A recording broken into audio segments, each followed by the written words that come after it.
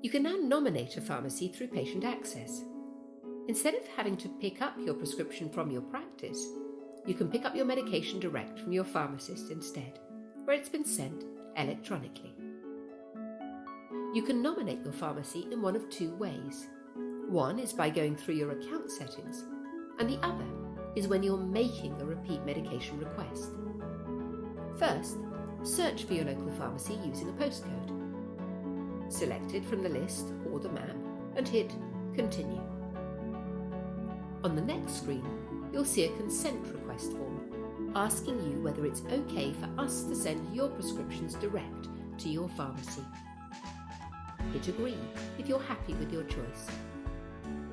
Now you have a nominated pharmacy, we can send your prescriptions direct to them to be filled. And you can change your nominated pharmacy at any time just by going to your account settings.